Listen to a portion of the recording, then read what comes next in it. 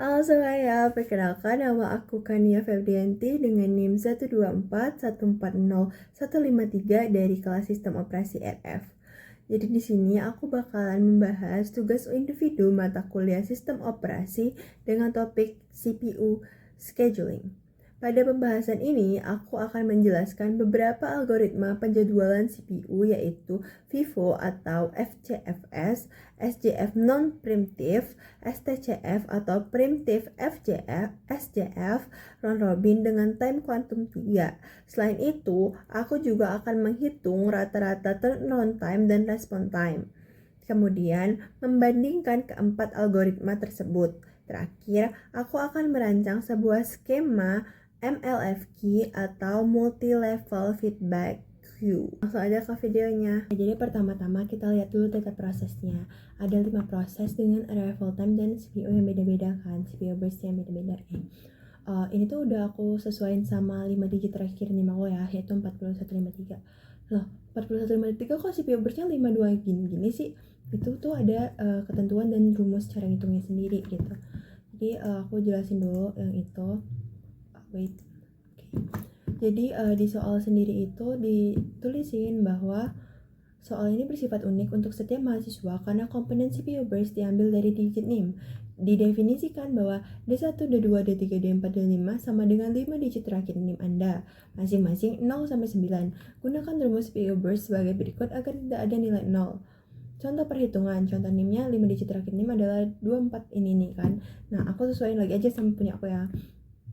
Jadi ini punya aku itu D1-nya itu adalah 4. Nah, 4 ditambah 1 sama dengan 5 gitu. Terus ini selanjutnya 0 ditambah 2 sama dengan 2. Habis itu 1 ditambah 3 sama dengan 4. 5 ditambah 1 sama dengan 6. 7 kok 7 sih? 5 3 ditambah 2 sama dengan 5 gitu. Dan ini tuh ada catatannya itu CPU burn interaktif, CPU burn interaktif sama campuran seperti itu teman-teman. Habis itu kita masuk ke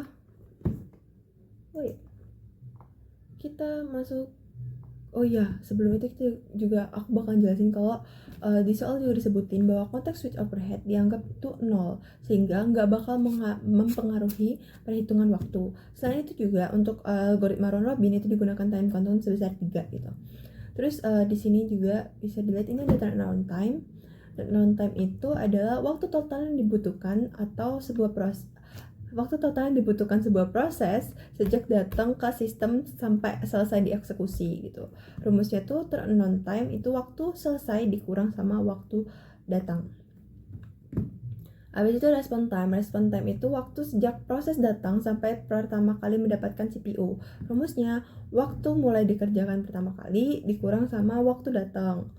Nah, ini tuh matriks ini tuh sangat penting terutama pada sistem interaktif karena berhubungan dengan kecepatan respon sistem terhadap pengguna gitu. Nah, abis itu kita langsung lanjut aja ke contoh yang pertama itu FIFO atau first in first out. Seperti namanya aja, FIFO itu kalau orang-orang tuh biasa bilang juga FCFS atau first come first serve. Nah, jadi prinsip dari algoritma ini tuh proses yang datang lebih dulu akan dijalankan lebih dulu gitu. Karena sifatnya non-primitif, maka proses yang sedang berjalan itu nggak bisa dihentiin sampai proses ini tuh selesai. Contohnya adalah nih timeline eksekusinya ini 0 sampai 5 itu ke P1 karena ini CPU burstnya 5 kan. Terus ditambah 2 nih masuk P2. Nah, masuk 2 itu ke 7. Dan nih udah selesai ini baru dia bisa masuk lagi. Masuk 4 dari 7 ke 7 tambah 4 itu 11. Habis ini udah selesai nih. Ini udah selesai semua prosesnya. Dia lanjut lagi ke P4. Dia berarti 11 tambah 6 kan 17. Habis itu ke P5. 17 tambah 5 itu 22 gitu. Jadi kayak gitu sistemnya, dia kayak first in itu ya udah first out. First pertama kali masuk ya udah pertama kali dikeluarin gitu. Habis itu untuk ngitung turnaround time-nya itu P1 waktu selesainya kan di 5 ya. Nih di sini di 5. Di 5 ini kita dikurangin sama 0. 0 kok dapat dari mana? Dari ini waktu datang, waktu awalnya nih 0 nih. Habis itu P2 7 dikurang 1 6. P3 11 dikurang 2 9. 11 dikurang 2 9 gitu. 17 dikurang sama 3 nih. Berarti 14. 22 dikurangin sama 6 16 gitu guys. Habis itu average-nya tuh apa sih? Average itu dihitung dari jumlah total keseluruhan ini sama dibagi dengan jumlahnya. Jadi misalkan ini kan jumlah keseluruhan 5 tambah 6 tambah 9 tambah 14 tambah 16 ini tuh 50. 50 itu dibagi 5. Kok dibagi 5? Karena dia sampai P5 gitu. Jadi 50 dibagi 5 itu 10. Terus respon time waktu pertama kali dikerjain dikurang dengan waktu datang. Waktu pertama kali dikerjain P1 itu kapan? 0 kan? Ya udah berarti 0 dikurang waktu datangnya juga 0, berarti 0 dikurang 0 sama dengan 0. Terus P2 dikerjain pertama kalinya kapan? Di 7. Pertama kali ya? Pertama kali di 5. Di 5, terus dikurang ini waktu datangnya 1. 5 dikurang 1 4. Terus P3 pertama kali kerjanya itu 7. Nah, di sini nih. Gitu. Habis itu dikurang 2 sama dengan 5. Habis itu P4 11 dikurang 3 11 nih dikurang 3 nih. Tuh sama dengan 8 17 dikurang 6 11 gitu. Average time ya sama aja. Sama-sama ini. Habis itu dibagi totalnya dibagi sama hasil keseluruhannya gitu. Jadi 28 dibagi 5 itu 5,6. Habis itu kita lanjut ke SJF atau short job first. Dari namanya aja tuh kita bisa menyimpulkan kan kalau ini tuh bakalan ngambil yang paling pendek, atau pada algoritma ini tuh CPU akan memilih proses dengan CPU burst paling kecil di antara proses yang sudah tersedia gitu. Ini algoritma ini tuh kalau nggak salah sifatnya ya non preemptive gitu loh. Jadi proses yang sudah dijalankan itu nggak bisa dihentikan. Nah, jadi bisa dilihat di sini dari 0 ke 5 itu P1, 5 ke 7 itu P2, 7 ke 11 itu P3, 11 ke 16 itu P5, 16 ke 22 itu P4. Seperti itu. Bakalan lanjut. Bedanya kalau di sini itu P5 duluan dibanding P4.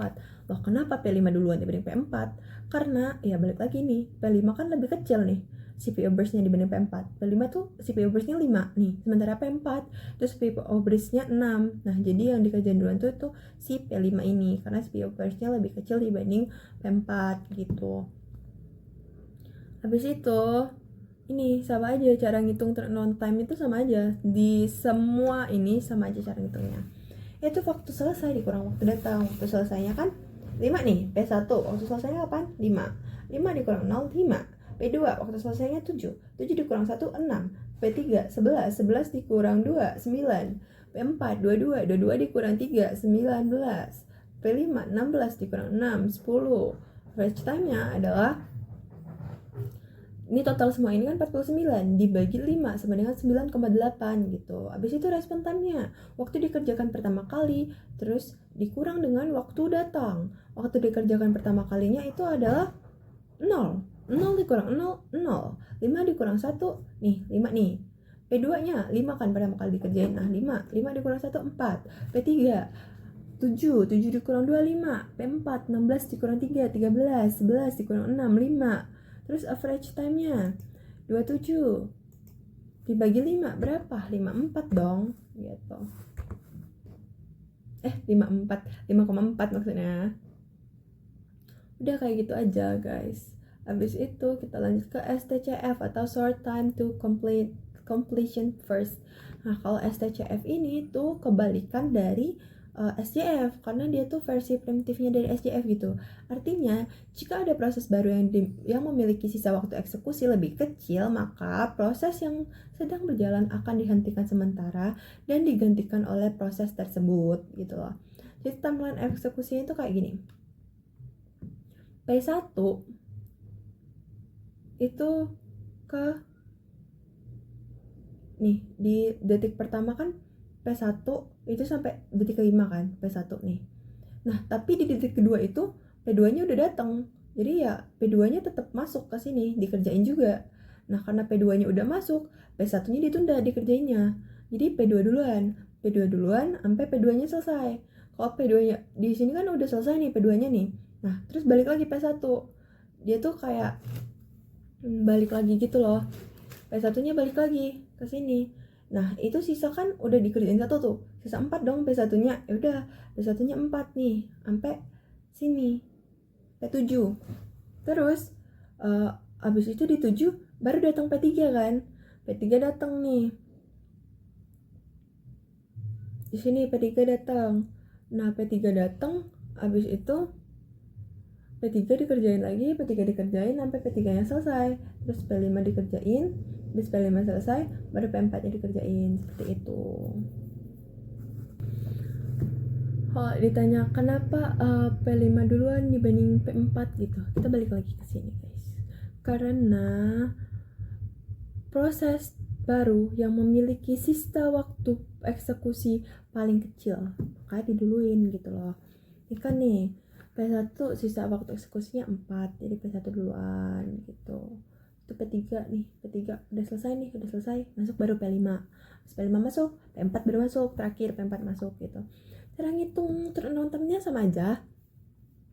Waktu selesai dikurang waktu datang, P1 tuh 7 dikurang 0, 7, P2 3 dikurang 1, 2, P3 11 dikurang 2, 9, P4 2 dikurang 3, 19, P5 16 dikurang 6, 10, average-nya 47 dibagi 5, 9,4. Respon times-nya waktu dikerjain pertama kali, waktu datang P1 kerjaan pertama kalinya berapa? 0 dikurang 0, 0. P2 waktu kerja pertama kalinya berapa? 1 dikurang 1, 0. Terus waktu kerjaan pertama kalinya berapa? 7 dikurang 2, 5. P4 16 dikurang 3, 13. Habis itu P5 11 dikurang 6, 5. Average-nya ditotalin semuanya hasil berapa? 23 dibagi 5 berapa? 4,6 gitu. Jadi dia kenapa dia bolak-balik kayak gitu, biar lebih efisien kayaknya gitu. Nah habis itu kita lanjut ke round robin. Round robin sendiri itu round robin itu pada algoritma ini tuh setiap proses diberikan jatah waktu yang disebut sebagai time quantum. Jika time quantum habis tetapi proses belum selesai, maka proses tersebut dipindahkan ke antrian paling belakang. Dalam soal ini itu menggunakan kuantum 3 ya kan. Nih, Q sama dengan 3 seperti yang di soal tadi. Nah, P1 kan ada 5 nih. P1, tapi kita cuma bisa ngambil 3 gitu. Jadi kita ke 0 sampai 3 dulu nih di P1. Habis itu P1-nya masuk ke antrian paling belakang. Kenapa? Karena peraturannya tadi, kalau udah selesai ya dia balik ke paling belakang gitu. Habis itu P2 dikerjain nih. P2 dikerjain habis dia karena dia cuma 2. Sementara ini batas maksimumnya kan 3 kan. Nah, P2 ini dikerjain di 5, P2-nya udah habis gitu. Terus lanjut P3. P3-nya ada berapa? Ada 4. Karena ini batasnya cuma 3, berarti P3-nya sisa 1 dong. Ya udah P3-nya dibalik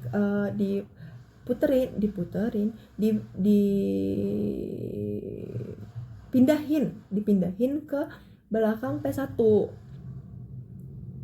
Nah, habis itu P4 nih.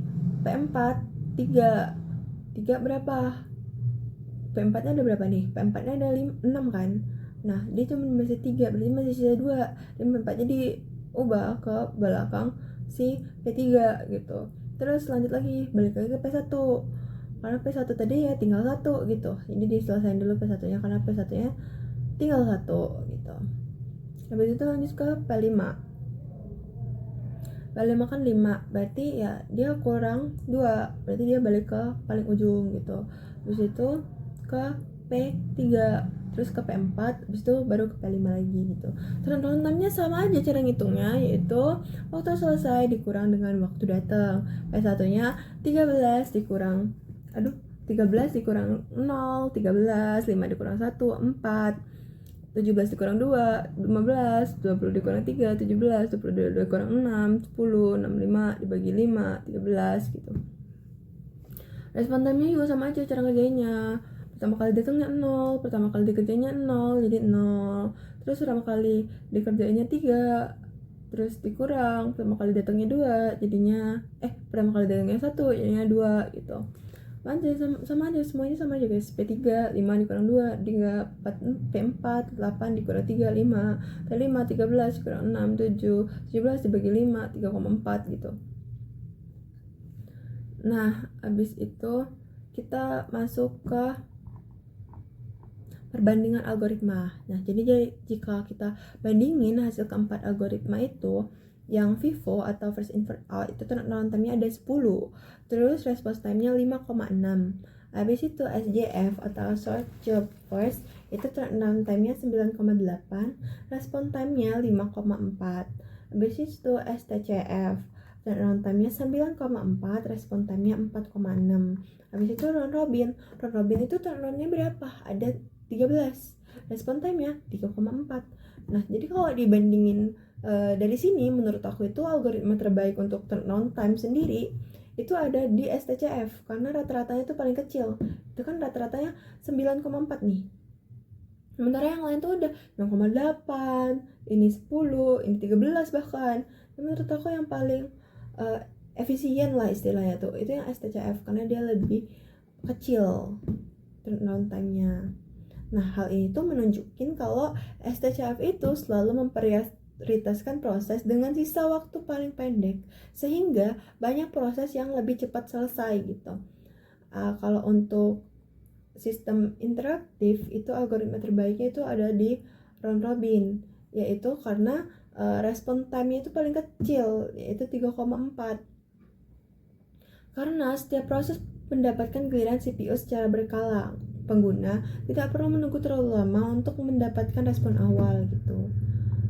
Jadi respon time yang paling efisien itu round robin kali itu 3,4. Yang lain lihat aja 5,6, 5,4, 4,6. Cuman ini round robin doang nih ada 3,4 gitu. Habis itu trade-off yang terjadi itu dari hasil perhitungan terlihat adanya trade-off. STCF memiliki turnaround time terbaik, tetapi respon time tidak selalu paling kecil. Terus sebaliknya, round robin memiliki respon time yang sangat baik, tetapi turnaround time-nya lebih besar. Hal ini menunjukkan bahwa dalam sistem operasi sering terjadi kompromi antara efisiensi dan responsivitas. Nah, terakhir, aku akan merancang skema multi-level feedback queue atau MLFQ. Digunakan skema MLFQ dengan 3 level antrian. Q1 itu round robin, kuantumnya 2, ini prioritas paling tinggi. Q2 itu round robin juga, kuantumnya 4, prioritasnya menengah. Q3 FCFS atau FIFO, itu prioritasnya terendah. Kenapa aku tulis di sini FCFS? Karena aku lebih familiar sama FCFS dibanding FIFO. Habis itu kita lihat Q1 nya round robin Q sama dengan 2 nih, pas ini 0 sampai 2, P1 tuh dijalankan, belum selesai, udah pindah ke Q2. Terus 2 sampai 4, P2 dijalanin sampai selesai.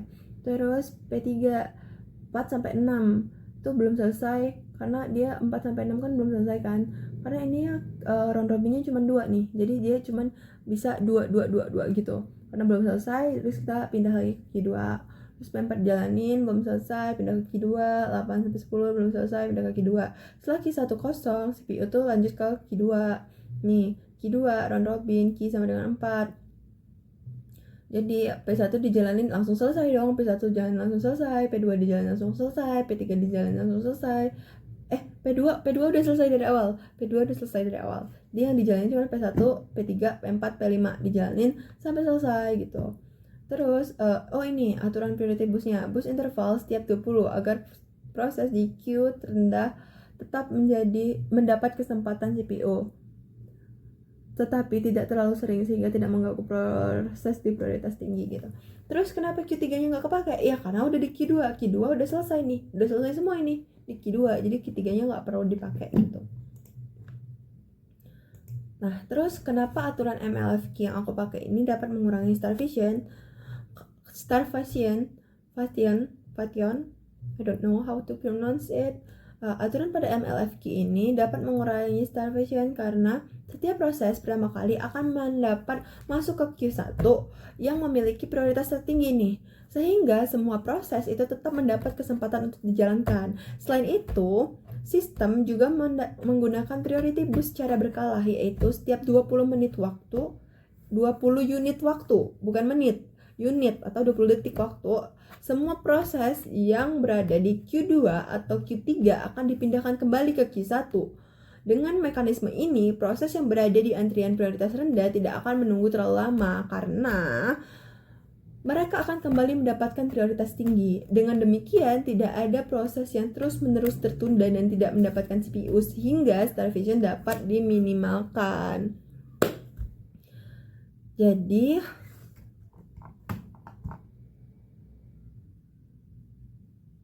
keuntungan dari MLFQ ini sendiri itu, aku belum jelasin keuntungannya tadi ya. Keuntungannya itu adalah proses yang pendek atau interaktif akan cenderung tetap berada di queue atas sehingga mendapat respon cepat. Sedangkan proses panjang akan turun ke queue bawah sehingga tidak mengganggu proses lain gitu. Jadi queue atasnya itu jalan, queue bawahnya itu juga jalan. Jadi dia kayak nggak saling mengganggu gitu loh. Nah, lanjut kita ke kesimpulan yang aku dapetin. Dari kesimpulan dari sistem CPU burst ini tuh, sebagai kesimpulan, setiap algoritma penjadwalan CPU memiliki kelebihan dan kekurangan masing-masing. STCF tuh sangat baik dalam meminimalkan turnaround time, sedangkan round robin lebih cocok digunakan pada sistem interaktif karena memiliki respon time yang lebih kecil gitu. Jadi kayak dia tuh respon time-nya tuh cepet gitu. MLFQ mencoba menggabungkan kelebihan beberapa algoritma dengan menggunakan beberapa level antrian dan prioritas yang dinamis gitu. Jadi sekian penjelasan saya mengenai analisis CPU scheduling pada tugas ini. Terima kasih.